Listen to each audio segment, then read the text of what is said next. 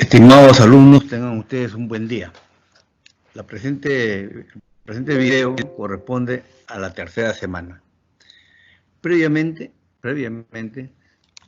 debo comunicarles la temática de nuestro curso, cómo se va a desarrollar los exámenes, las evaluaciones.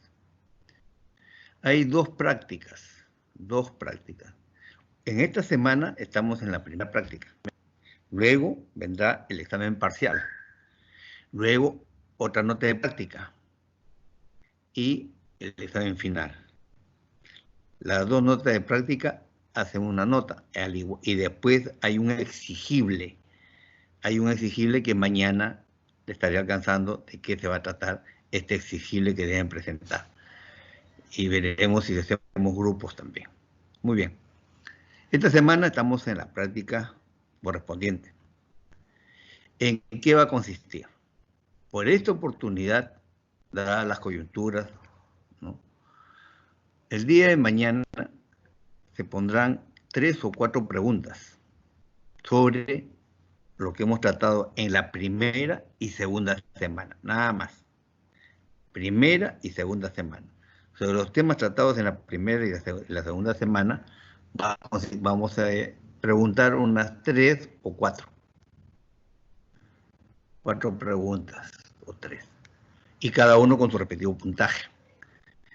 Y luego ustedes en Word contestan y tienen para contestar hasta el día sábado de esta semana hasta las 11:59 de la noche, hasta las 23:59, ¿correcto? En el correo institucional y además en mi personal, y así aseguramos que llegue. Mi correo personal, ya en la presentación lo he puesto, ahí lo tienen, ¿no? Entonces envían tanto al correo institucional como al mi correo personal. Y así tendrán la nota de la primera práctica. Repito, mañana en el desarrollando nuestro tema vamos a hacer las preguntas correspondientes para la evaluación de la práctica 1, digamos. Y así, señores, vamos a cumplir con lo dispuesto. Hay una confusión ahí.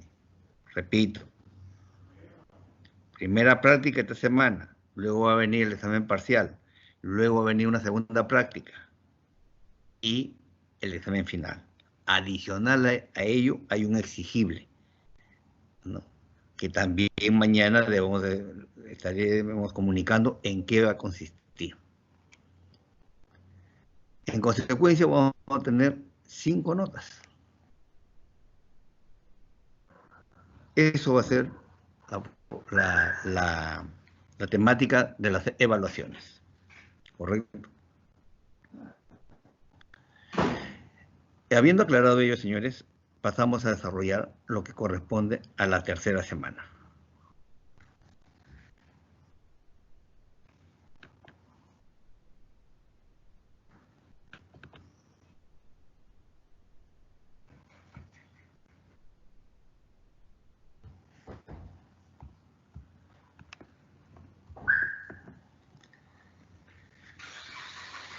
El tema que vamos a desarrollar ahora, en esta oportunidad correspondiente a la tercera semana, es sobre la relación jurídica obligacional, la relación sinalagmática, la necesidad de garantizar el cumplimiento de las prestaciones a partir de la propiedad privada. Adicionalmente a ello, también vamos a hablar sobre el derecho comparado y cómo vamos a desarrollar nosotros nuestro curso en ese tema de derecho comparado.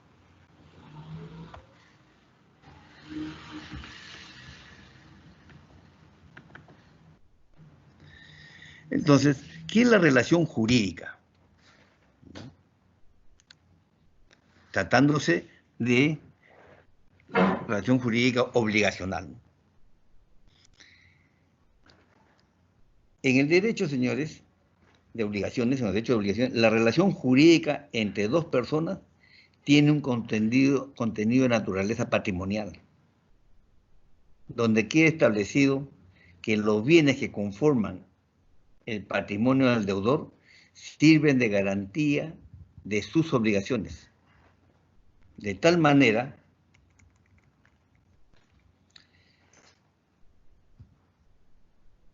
que mientras que el deudor tenga un patrimonio significativo, tenga una solvencia económica,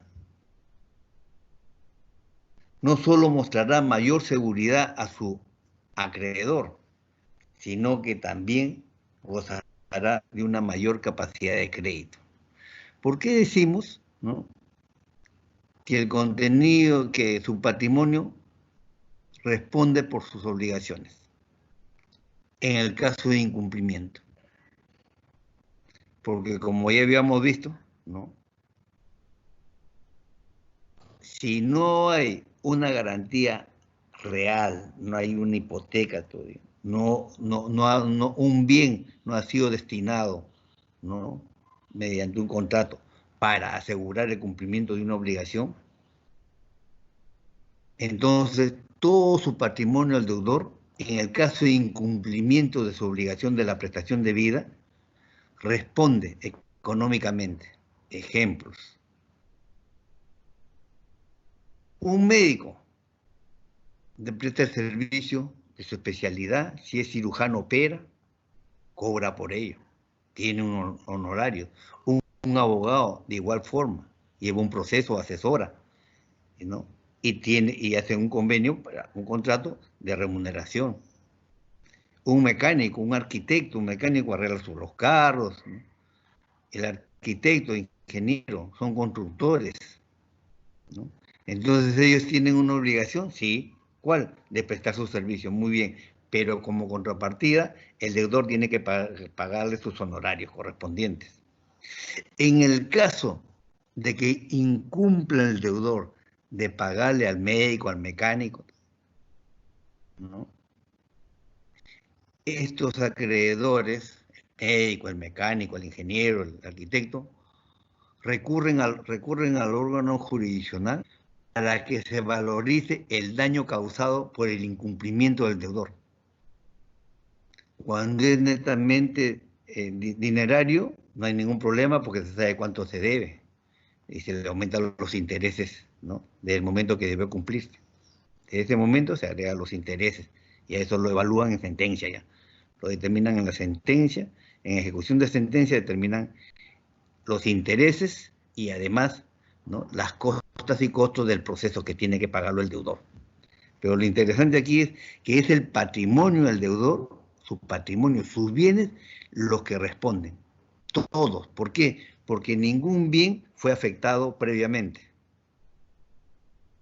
Si hubiese sido afectado un bien, ya sea mueble o inmueble, para asegurar ello, entonces ese bien es el que va a responder primeramente.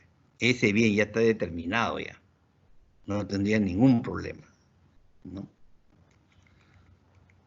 Entonces debemos conocer cuándo estamos frente a una relación jurídica obligacional.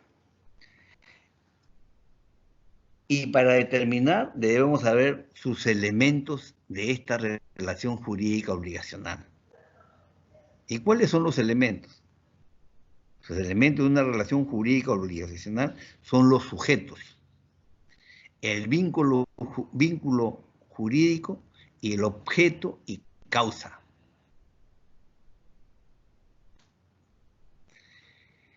En relación a los sujetos, se refiere a los sujetos que intervienen en dicha relación jurídica obligacional. Y así tenemos al sujeto activo, quien es la persona a favor de quien se contrae la obligación. Y el sujeto pasivo, persona obligada a cumplir la prestación.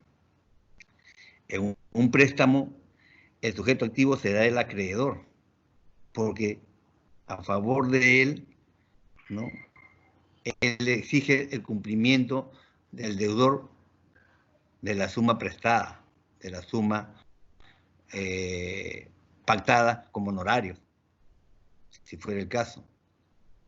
El sujeto pasivo es la persona obligada a cumplir dicha prestación, el pago. Y estas personas, estos sujetos, generalmente ya se sabe quiénes son. Ya se sabe desde el mismo momento que se hace el contrato. El médico tal va a operar a tal persona. El mecánico tal, a Juan, va a arreglar el vehículo de Miguel. Se sabe, ¿no? Entonces ahí sería ya sujetos determinados. Desde el inicio de la relación se conoce quiénes son los contratantes. Pero también pueden ser determinables, ¿no? Que se va a determinar después, que no se conoce. Pero doctor, ¿cómo es posible que no se conozca quiénes sean los sujetos? ¿Sí? Puede ser que no se conozca el sujeto. Ejemplo.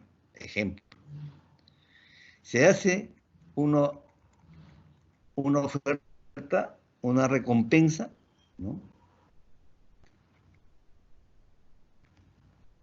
A aquel que encuentre un perro fino. Una oferta, ¿no?, de recompensa en forma pública tiene que ser, por intermedio, por ejemplo, una emisora, se acerca la dueña del perro María y dice lo siguiente: señor, aquel que encuentre mi perro con estas características, ¿no?, se le dará 5 entradas de palco para ver a Marc Anthony. Muy bien. Entonces ya se sabe quién es el deudor ahí. ¿Quién? María. Ya se comprometió ya. Lo ha hecho públicamente. Pero no se sabe, o sea, está determinada el sujeto pasivo, la que se está obligando a entregar esos 5 tickets, 5 entradas. Pero no se sabe quién va a ser su acreedor. ¿Quién va a ser el acreedor? Cuando aparezca determinada persona, Pepe Lucho, aparezca con su perro fino.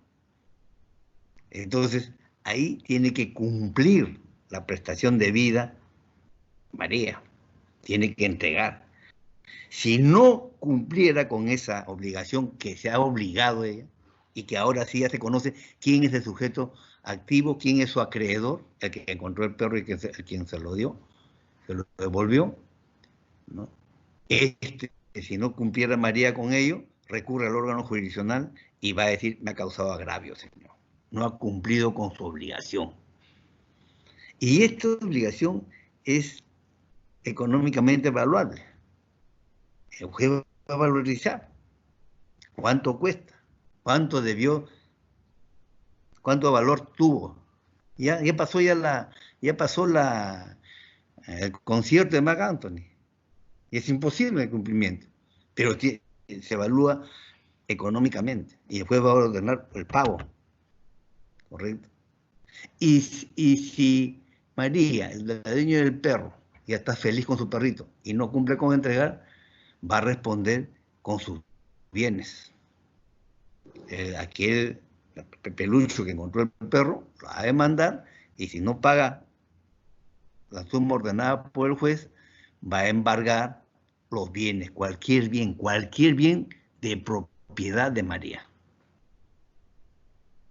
Y va a proceder a su rebate y a hacerse cobro del ordenado por el juez. Entonces quedamos de que sí, sujetos generalmente, sí se conoce cuando desde un inicio quién es el acreedor, quién es el deudor, quién es sujeto activo o sujeto pasivo, pero no siempre. A veces recién se sabe posteriormente. ¿Es válido? Sí. María ya se comprometió y es deudora de cualquier persona, ante cualquier persona que encuentre su perro. En este caso, Pepe Lucho encontró su perro, a él es su acreedor. ¿Estamos? Y el vínculo jurídico.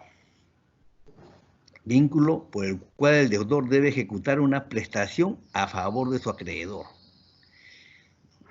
¿Cuál es la prestación que tiene que hacer el deudor, María? Pagar. Dar, una obligación de dar. El acreedor tiene el derecho de exigir al deudor el cumplimiento de la prestación, inclusive en vía judicial.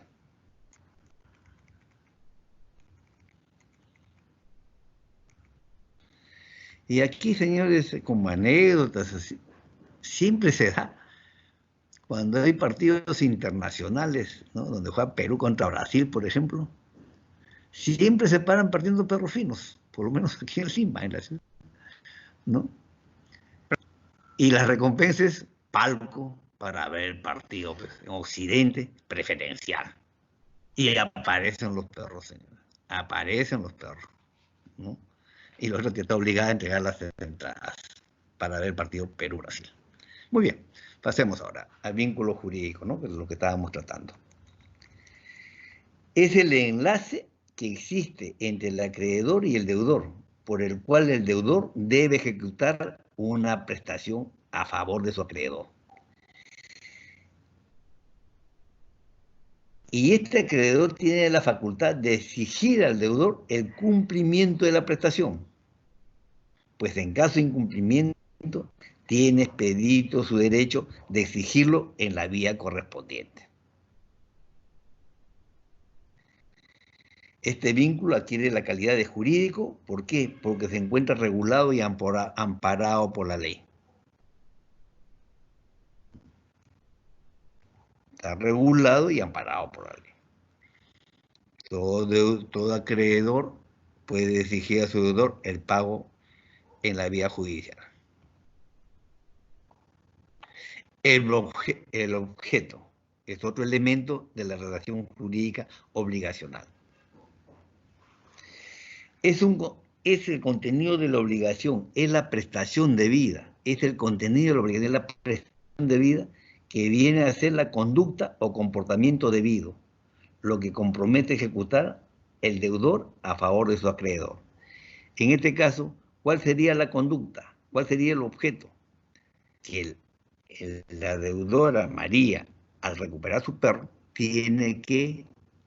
su conducta debe ser de un hacer, de un dar los tickets para ver, para el concierto de Marc Anthony, ¿no? Ese es el objeto de la relación jurídica obligacional. El objeto es la conducta debida, de hacer, de dar, de no hacer. ¿Cuál es la conducta debida? Ese es el objeto. Los tipos, dar, hacer, no hacer. Tiene que ser, este objeto necesariamente, tiene que ser lícito, determinado o determinable y tener un contenido patrimonial.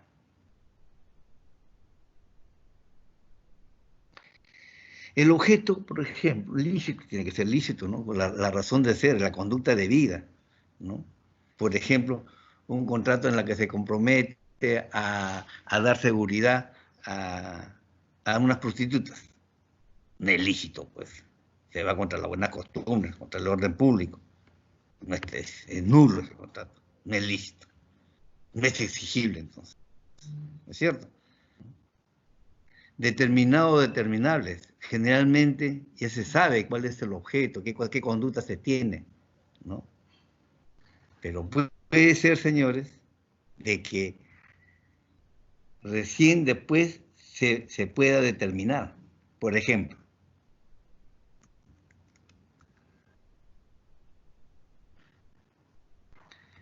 el objeto de una compra-venta es la enajenación, ¿no? Es la entrega de la cosa vendida. Este es el objeto. La conducta es entregar la cosa vendida. La conducta es la entrega por parte del vendedor y por parte del comprador. ¿Cuál es su conducta? El pago. El pago.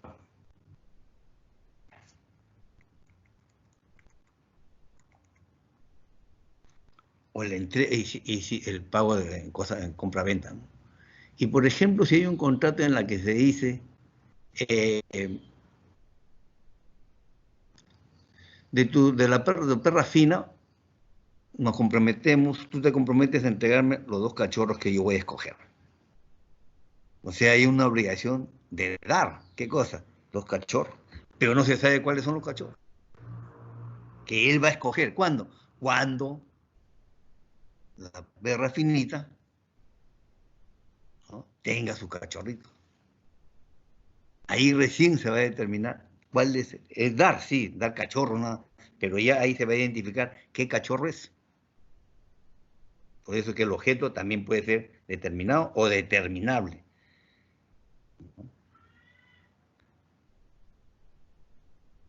Y además tiene que tener contenido patrimonial.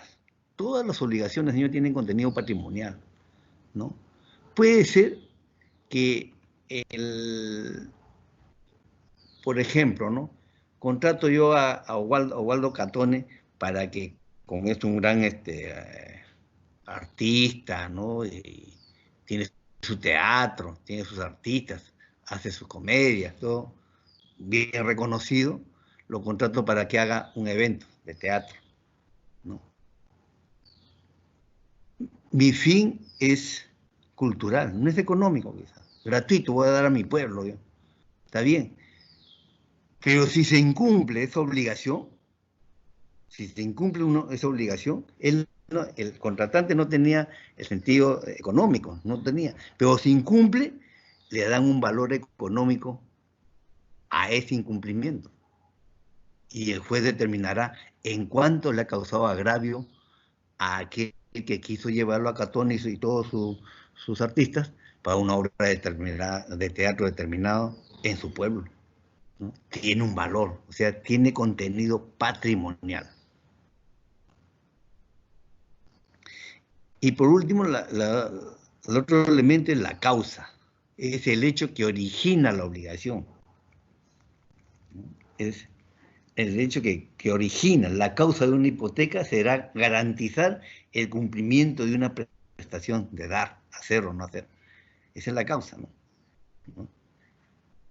¿Cuál es el hecho que origina la obligación? ¿Cuál es la causa de la hipoteca?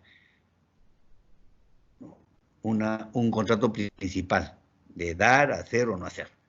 Generalmente de préstamo de dinero, ¿no es cierto? La obligación de devolver, de dar dinero, ¿no? Devolver dinero. Esa es la causa. Y la hipoteca será, ¿no? Garantizará dicha causa. Es el hecho que origina la hipoteca. Toda obligación nace de un hecho que lo antecede y la produce. Toda obligación nace de un hecho que la antecede y la produce. Se debe considerar el fin que persiguen las partes al momento de contraer la obligación. Repito, este fin, digamos, toda obligación tiene contenido económico, es valuable, pero el fin puede ser de que el que contrata a Gantone, por ejemplo, tenga un fin altruista o cultural para su pueblo. Pero esto no desdice de que no hay una obligación. ¿Por qué? Porque si en el caso de incumplimiento es valorizado el daño que ha causado. Es valorizado el daño que se ha causado, ¿no? Y el juez determinará el monto. Y en ejecución de esa sentencia, Catone tendrá que responder con todos sus bienes hasta que alcance a cubrir el monto ordenado en el juzgado. ¿Por qué decimos que es una relación jurídica sinalagmática? ¿O cuándo estamos en una relación jurídica sinalagmática? Decimos que la relación obligacional es sinalagmática porque ambas partes de dicha relación tienen obligaciones recíprocas por cumplir. Así tenemos que en un contrato de préstamo de dinero, el acreedor también deviene en deudor. ¿Sí? ¿No? En la misma persona. Yo soy acreedor, yo soy el que doy dinero. Muy bien, pues, mi obligación es dar el dinero. Esa es mi obligación, dar el dinero. Y mi derecho es recuperarlo como acreedor. Y como deudor, entregar el dinero primeramente. Y el deudor, ¿cuándo será acreedor? Cuando le exija al prestamista, dame el dinero. Me das el dinero y te firmo acá el contrato de deuda, de mutuo. Por tanto, más los intereses. Pero dámelo. Le exige que, en ese caso, el deudor está actuando como acreedor. Y después que le dan el dinero, se convierte en deudor puro. ¿Por qué? Porque tiene que pagar con los intereses pactados en el tiempo debido. Por eso hay relación sinalagmática cuando la misma persona tiene derechos y obligaciones en relación a la otra. La otra también tiene. En una compra-venta también. El vendedor será acreedor. ¿En qué sentido? Que tiene que pagarle el precio. ¿Y cuándo será deudor? Tiene que entregar la cosa vendida, el bien enajenado. Y el deudor, el comprador, ¿Cuándo será deudor? Cuando tiene que pagar el monto del precio del bien enajenado. ¿Y cuándo será acreedor? La exigencia que le den en las condiciones pactadas, que le den dicho bien, ¿correcto? Esa es la relación sinalagmática, ¿no? De tal manera que ambas partes tienen derechos y obligaciones. Y en ambas partes, en un momento del contrato son acreedores y en otro momento son deudores, ¿correcto? Y ya hemos dado el ejemplo de la compra-venta, ¿no? Que es clarísima.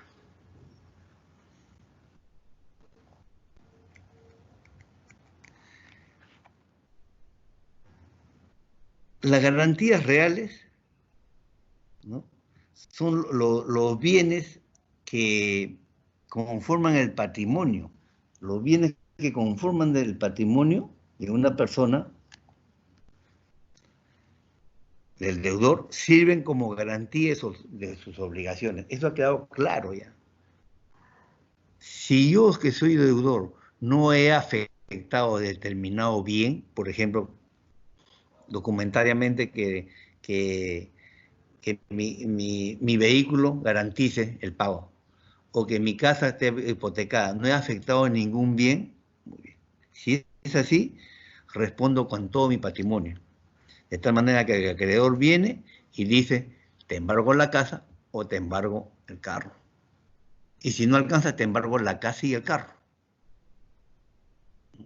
Y si no alcanza, también tu televisor de 60 pulgadas, que te lo acabas de comprar.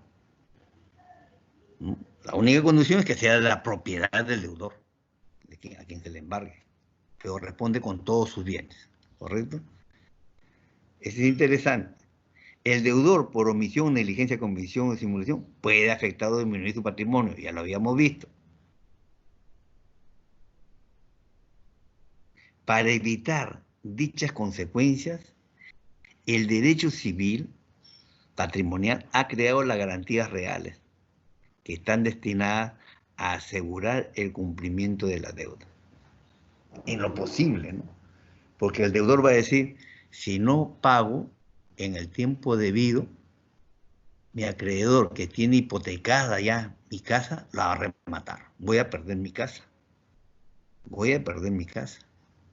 Y desde ahora le voy diciendo de que cuando se hipoteca un inmueble, por ejemplo, que garantiza el pago de $100,000, muy bien, y usted ya pagó $95,000, le falta 5,000, pero esos 5,000 es imposible pagar. Entonces usted podría decir, sí, pero mi casa garantizaba 100, ahora no, pues va a estar garantizando 5 nada más, que con mi patio nomás lo pago, con mi cochera lo pago. No, no es así. La hipoteca es todo bien que garantice una obligación, responde íntegramente. Se va a rematar todo, se va a rematar.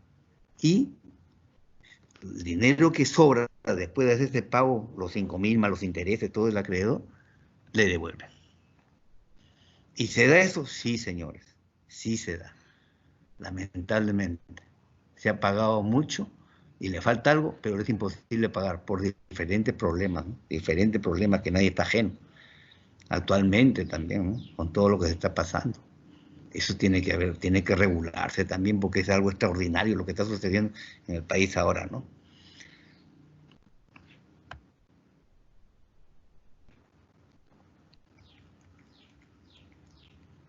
¿Cuál es la necesidad de garantizar el cumplimiento de las obligaciones? Todavía nos falta ahí.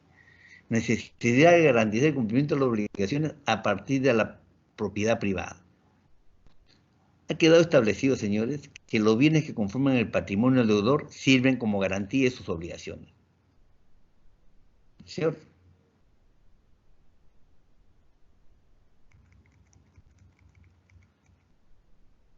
Todos ellos afectan los intereses del acreedor. Cuando el deudor no cumple con la obligación y muy por el contrario, ¿no? Trata de enajenar sus bienes, ¿no? Se prestó dinero y no no le exigieron la garantía de vida, no le afectaron ningún bien. Es posible que el deudor enajene sus bienes y se quede sin un bien. Y como no hay prisión por deudas, después de un proceso largo en todas sus instancias, va a tener una sentencia confirmada, ¿no? Una ejecutoriada, todo. Bien, pero para que lo cuelgue en la sala de su casa. ¿Por qué? Porque no va a poder ejecutarlo. No hay prisión por deuda. Cuando la van a embargar, nada tiene a su nombre. Nada tiene a su nombre. Pero tenía cuando yo le presté. Sí, pues, pero no fuiste diligente, no tuviste el asesoramiento de un profesional para que te diga, no le prestes dinero. Si le prestas, que te dé una garantía real. Oye, ¿cómo es esa garantía real? Un bien que tenga, ¿no? Que lo afecte. Que lo afecte. Tiene casa, que te hipoteque la casa. Porque si no, te va a hacer, puede ser que no cumpla y no tengas con qué hacerte pago. Y sucede, claro que sucede, señores. Por eso es lo importante, la trascendencia de la necesidad de garantizar el cumplimiento de las obligaciones a partir de la propiedad del deudor. Y se garantiza de tal manera, señores, que ahora ustedes que reciban a un amigo y que les comente un familiar, ¿no? Que le han pedido que preste dinero y quiere prestarle, tendrían que decirle, ¿y cómo aseguras que te paguen? ¿Cuál es tu seguridad? Porque puede ser que no te paguen. No, qué buena gente. Está bien, pero buena gente. Hasta ahora, hasta ahora. Porque puede ser que dolosamente los bienes que tenga lo enajene, lo vende y se quede sin nada, o que no sea por dolo, simplemente porque perdió el trabajo, simplemente porque su negocio le fue mal. O sea, no todo de mala fe, pero lo real es que no te paga. Y tú no tienes con qué hacerte pago. No se olviden también, el dinero que tienen ustedes en su bolsillo es suyo mientras que está en su bolsillo. Pero cuando sale y está ya en manos de su deudor, ya no es suyo, es de él, y a él le va a dar uso. Y si usted no ha tenido la precaución de afectar un bien determinado, o por lo menos una garantía personal en forma solidaria de otra persona, natural o jurídica, ¿no? Si no tenía esas precauciones, usted está en un serio riesgo de que cuando no le paguen nunca. Y tenga una sentencia bonita, ¿no? Bien elaborada, con doctrina, con todo, pero solamente ineficaz, porque como no hay prisión por deuda, nunca será ejecutable el pago. Señores, buen día, continúen disfrutando y muchas gracias.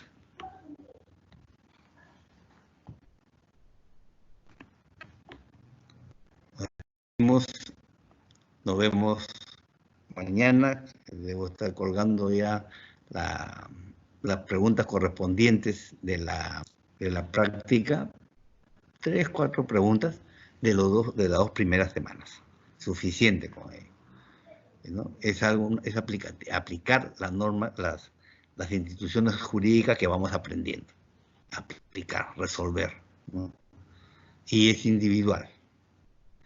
Y lo envían a mi correo personal, que ya lo tienen ustedes, y al correo institucional también, de DOC, ¿no? O sea, ya también. En todo caso, mañana también les envío. Muchas gracias.